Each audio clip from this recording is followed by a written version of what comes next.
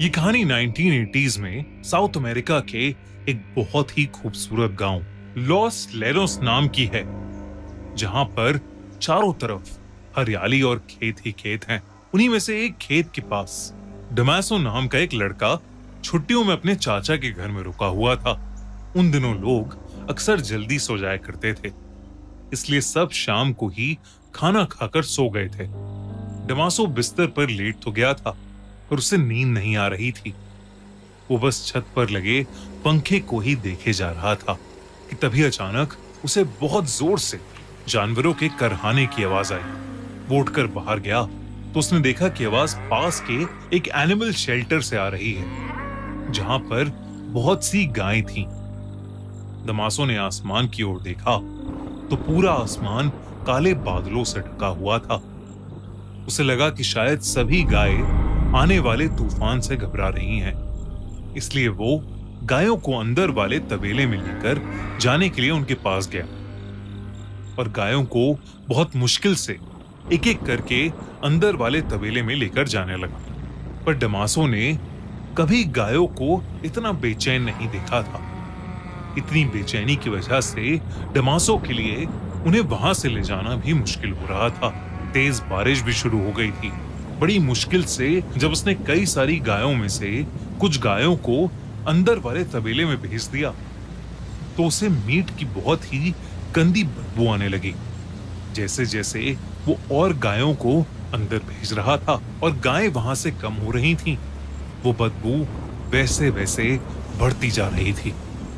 जब कुछ 5-6 गाय बच गईं, तो उसने देखा कि वहां एक बूढ़ी सी गाय की खून से सनी हुई हड्डियां पड़ी। ये देखकर डमासो वहीं जम गया और जोर से चिल्लाने लगा।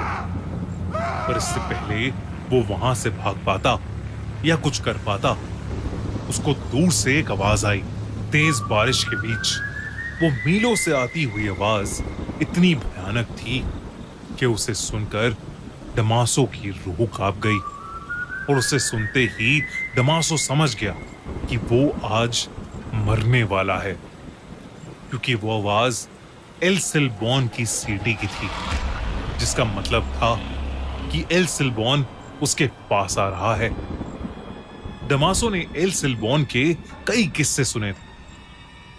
उसे याद था कि बचपन में कैसे उसके रिलेटिव्स एक आदमी की कहानी सुनाते थे जिसका एल सिल्बॉन से सामना हुआ था। उसके रिलेटिव्स की कहानी के हिसाब से वो आदमी भी एक ऐसे ही खेत से देर रात अपने घोड़े पर एक फंक्शन में जा रहा था। तभी उस बड़े से वीरान खेत में उस घोड़े का पैर किसी चीज से फिसला। जब उस आदमी ने उतर कर देखा तो वहां एक हिरन की हड्डी पड़ी थी, जिनसे खाया हुआ मांस अभी भी लटक रहा था। इससे पहले कि वो घुड़सवार कुछ समझ पाता, उसे दूर से रूह चीर देने वाली सीटी सुनाई दी। उसने अपने घोड़े को उठाने की कोशिश की, लेकिन बहुत देर हो चुकी थी। उसे अपने से कुछ ही दूर वाले पेड़ पर किसी बड़ी सी चीज के कूदने की आवाज आई। वो घुड़सवार वहां से भागना चाहता था, लेकिन तभी उसके सर पर जोर से एक हड्डी आकर लगी, जिससे उसका सर फट गया।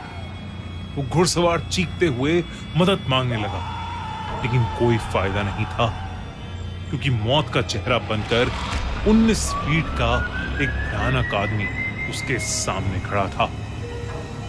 सर पर एक हैट, लेकिन शरीर और चेहरा ऐसा जैसे कोई कंकाल हो। उस घुड़सवार ने कभी कोई ऐसा भयानक जीव नहीं देखा था।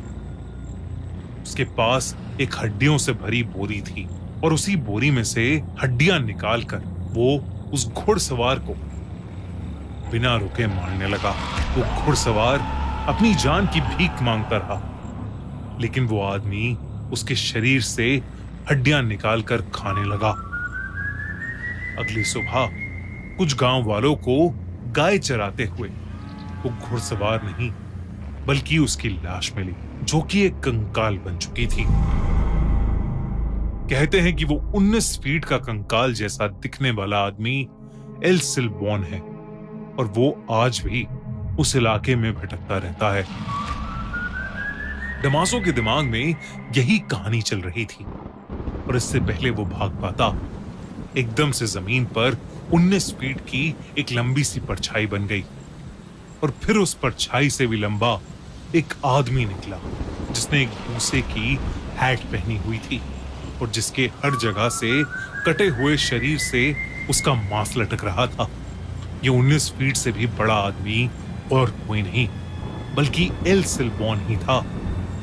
वो आदमी उसकी तरफ चलकर आने लगा, उसकी पीठ पर लदी हुई बोरी से जिससे खून टपक रहा था। हड्डियों के टकराने की आवाज तेज हो रही थी और उससे भी ज्यादा तेज हो रही थी डमासो की दिल की धड़कनें। उसे बचाने के लिए डमासो वहां से भागा और उसने महसूस किया कि एल सिल्बॉन पेड़ों के ऊपर चढ़कर एक पेड़ से दूसरे पेड़ पर कूदकर उसका पीछा कर रहा था। डमासो चिल्लाता रहा पर एल सिल्बॉन ठीक उसके सामने आकर खड़ा हो गया। वो अपने भयानक लंबे हाथ जिन पर उसी का कटा हुआ मांस लटक रहा था उसकी तरफ बढ़ाकर उसे मारने की कोशिश करने लगा। तभी एक कुत्ते के भौंकने की आवाज आई जिसे सुनकर एल सिल्बॉन एकदम से डर से झटपट आया और हवा में कहीं गायब हो गया। जब डमासो ने देखा तो वहां पर उसका पालतू कुत्ता भौंक रहा था और जो शायद डमासो की चिल्लाने की आवाज सुनकर वहां आया था। डमासो का खुद ये मानना था कि अगर उस दिन उसका कुत्ता वहां नहीं होता तो एल सिल्बॉन के पीठ पर टंगे बैग में डमासो की भी हड्डियां होती। उस रात के बाद डमासो एल सिल्बॉन के बारे में ही सोचता रहता था। उसने अपने रिलेटिव्स और आसपास रहने वाले बाकी लोगों से एल सिल्बॉन की कहानी पूछी तो जो उन्होंने बताया वो उसके साथ जो हुआ उससे भी कई ज्यादा डरावना था। लोगों ने उसे बताया कि एल सिल्बॉन की ये कहानी बिल्कुल सच्ची थी, जिसके मुताबिक एक बिगड़ैल लड़का अपनी छोटी सी फैमिली के साथ उस इलाके में 18th सेंचुरी में रहता था। क्योंकि वो लड़का उस परिवार का अकेला बच्चा था तो उसके माँ बाप और दादा उसकी सारी बातें मानते थे। एक दिन उस लड़के ने डिनर के लिए अपने पापा से हिरन की मीट को लाने को कहा, जिसके बाद उसके पापा अपनी हंटिंग राइफल और एक बोरी लेकर शिकार करने निकल गए। जब कई देर तक उसके पापा वापस घर नहीं आए तो वो लड़का बहुत ही ज्यादा गुस्से में आ गया। उसकी माँ ने उस लड़के को उसकी प्रोटेक्शन के लिए एक बहुत तेज किचन नाइफ दिया और कहा कि वो जाकर अपने पापा को जंगल में ढूंढकर वापस ले आए। जब वो लड़का वापस आया तो उसके साथ उसके पापा तो नहीं थे पर उस बोरी में मांस के टुकड़े, अंतड़ियां, कुछ ऑर्गन्स और हड्डियां थीं जो उसने अपनी मां को जाकर दे दी और हिरन का मांस कहकर पकाने को कहा। उसकी मां को बोरी के अंदर का वो मीट बनाते हुए अजीब लग रहा था और उन्हें शक होने लगा था। तो उस लड़के की मां ने लड़के के दादाजी को अपना डर बताया, जो सुनकर उसके दादाजी ने उस लड़के को बाहर ले जाकर एक पेड़ से बांध दिया और एक हंटर से उसे जोर जोर से मारने लगे, तब तक जब तक उस लड़के ने सच नहीं बता दिया। एक ऐसा सच जो बहुत ही ज्यादा भयानक था। उस लड़के ने बताया कि जब जंगल में उसे अपने पिता मिले तो वो खाली हाथ थे क्योंकि वो हिरन का शिकार नहीं कर पाए थे। वो लड़का उनसे बहुत ज्यादा गुस्सा हो गया और उसी गुस्से में आकर उस लड़के ने अपने पास पड़े चाकू से उनकी जान ले ली और उसी चाकू से उनका मांस निकालकर बाकी शरीर के टुकड़े टुकड़े कर अपनी बोरी में भर लिए और घर आ गया। ये सच सुनकर उस लड़के के दादा उसे इतनी जोर से हंटर मारने लगे कि उस लड़के के शरीर का मांस उसके शरीर से कट कट के लटकने लगा। उसके दादा ने उसके बाद उसके घाव पर मिर्ची और शराब डालकर उसको पेड़ से खोलकर उसके कंधे पर उसके बाप के मांस और हड्डियों से भरी बोरी डाल दी और उसके पीछे अपने 2 भयानक कुत्ते छोड़कर उसे हमेशा के लिए भटकने के लिए छोड़ दिया। कहते हैं कि उस दिन के बाद से आज तक उस लड़के की आत्मा एल्सेलबॉर्न के नाम से भटकने लगी।